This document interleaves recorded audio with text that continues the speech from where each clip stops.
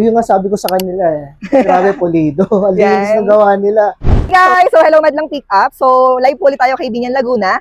Ayan. So again guys, nag-install po tayo today ng Predator bumper set for Triton GX. Pero guys, ipeplex ko muna or i-interviewin muna natin si client kung bakit niya ba binabalik-balikan ang ating store to install this kind of steel bumper. Ano po yung nagustuhan natin kay Predator steel bumper po?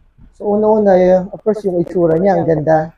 And then, yung quality, ang ganda din. Kasi nauna kami nagpakabit ng likod, Yes po. ang ganda. So sabi ko talaga, kailangan natin sunod yung harapan. Ha? Yan. So ayan na ngayon siya. Pogi sir. Sobra, ganda, ganda.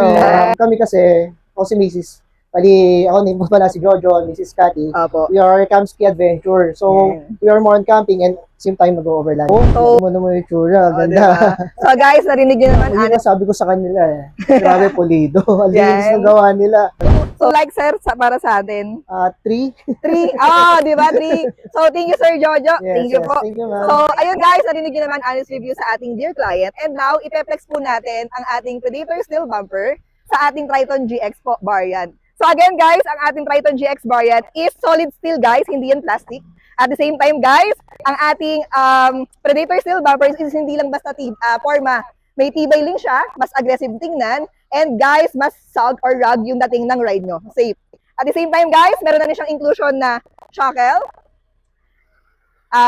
dual fog lamps na rin siya. At the same time guys, may underwing na and skid plate na customized.